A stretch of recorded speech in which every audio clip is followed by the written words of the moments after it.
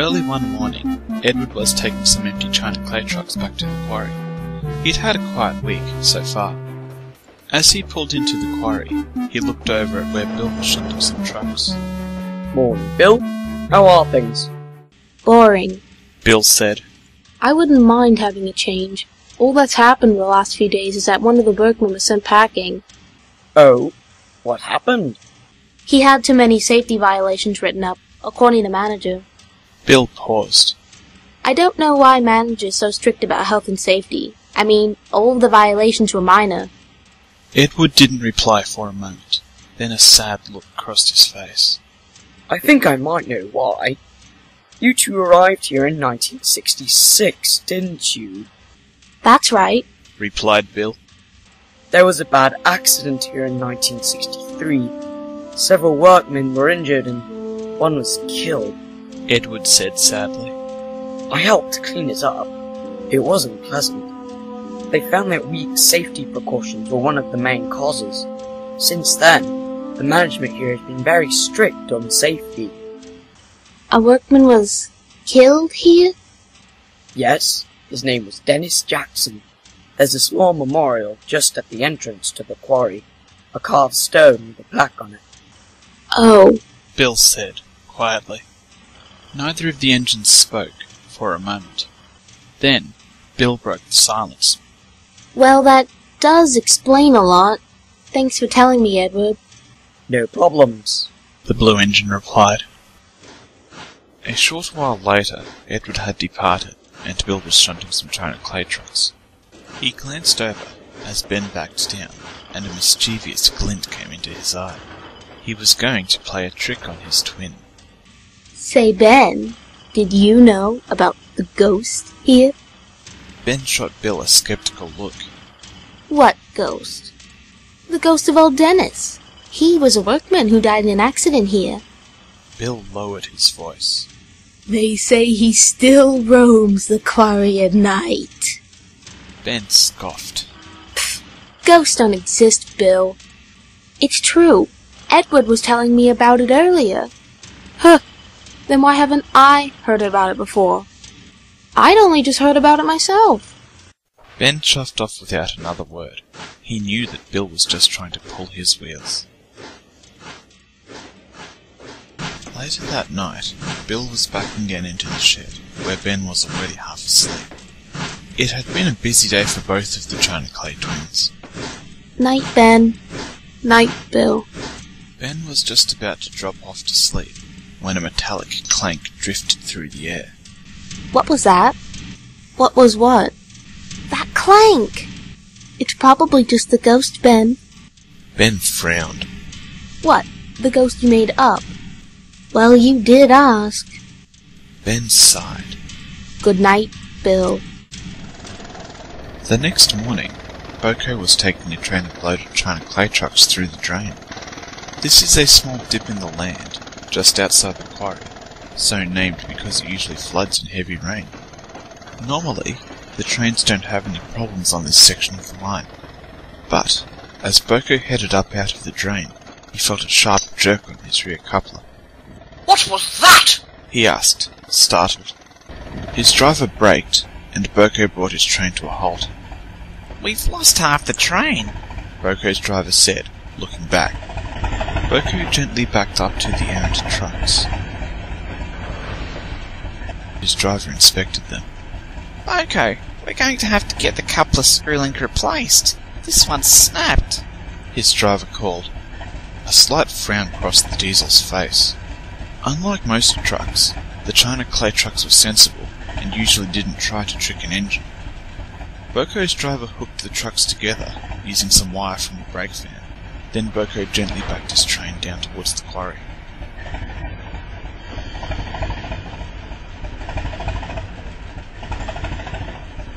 Ben watched, amused, as Boko backed his train into the quarry. Did you have trouble with your trucks, Boko? Yes, one of the couplers snapped, replied the diesel. Boko's driver climbed down from his cab and joined the quarry manager at the two trucks that had been wired together. What's happened now? The manager asked. While the two men discussed the broken coupling, Boko looked over at Ben. Is it just me, or does your manager seem to be a bit put out? Oh, it's been one of those days. A couple of toolboxes went missing this morning, and one of the supports in Tunnel 2 was splintered. We've only just replaced it. That sounds odd. Boko replied thoughtfully. Bill keeps insisting it's the ghost of old Dennis, but I think he's just trying to pull my wheels. Boko chuckled. I wouldn't be surprised.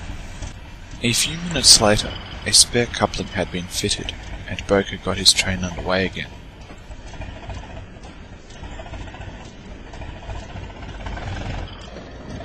Unfortunately, the events of that morning were just the beginning. Over the next week or so, the quarry experienced a severe run of bad luck. One morning, the valve of Bill and Ben's water tower had been closed off, meaning that both twins nearly ran dry. Another morning, Boko found the quarry line blocked by a tree that had fallen over during the night. In addition to these incidents, tools went missing and other mishaps occurred. One morning, while Bill's driver was sorting one of these out, Ben came alongside.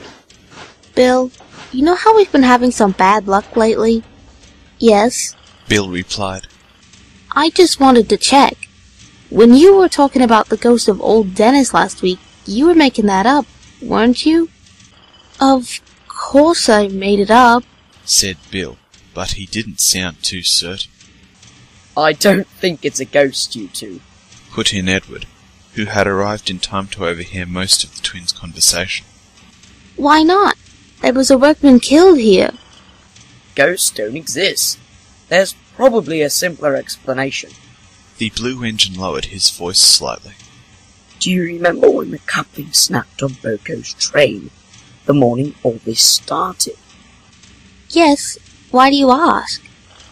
Well, it seems your manager spoke to the police. According to their analysis, the coupling was cut most of the way through. Edward said. His driver had only told him about the police report that morning. You mean sabotage? It could be. After all, ghosts can't really cut through steel. The twins exchanged a look, one that Edward immediately recognized. Don't get into trouble, you two. Leave the detective work to the police. Yes, Edward, the twins replied innocently. But the twins weren't going to let it rest. That evening, as the sun went down, they made a plan with their drivers and firemen. All right, we'll do it tonight, Bill said, once they'd finished their discussion. The shed doors were left open that night, and their firemen kept a fire going in both of the engine's fireboxes.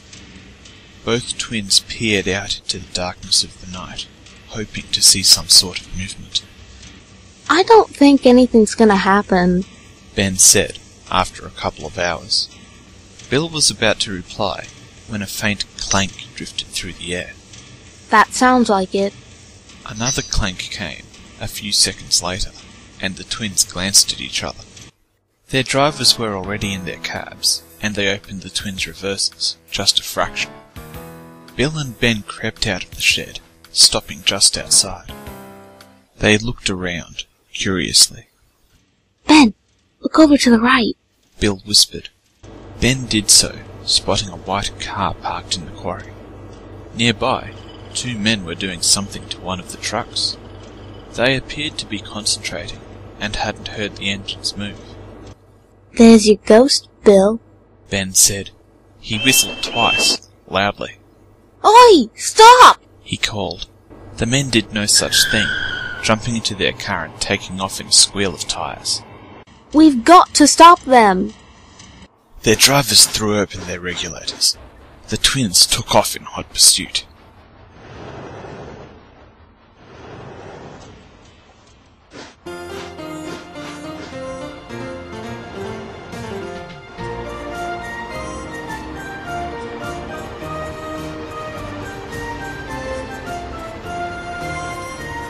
They surged through the drain and powered through the S-curves, their wheels pounding the rails. The line was clear. No other trains ran this time of night.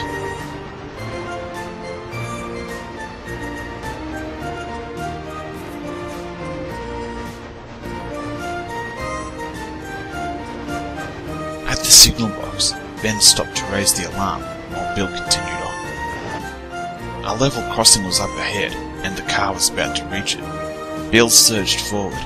Now! He called. His driver applied the brakes hard. Bill stopped just on the crossing. The car pulled up a moment later. Its driver climbed out, an angry look on his face. Bill looked closely at him, and recognition dawned a moment later. Hold on. I know you. You're that workman who got fired a couple of weeks ago. What of it? What do you think you're getting at, messing around with the quarry equipment like that? I wanted to show your manager what dangerous jokes really were, given that he overreacted to my harmless ones. You were joyriding on trucks and fooling around. Oh, like you two engines don't fool around? Our jokes don't put anyone in danger. Bill replied indignantly as a police car arrived. There's a reason managers strict on health and safety. A man was killed at the quarry a while ago. Before the saboteur could reply, he heard 2 police officers climb out of the car behind him. As they arrested the former quarry worker, Bill backed down the line. He was looking forward to telling Ben that their quarry was safe once again.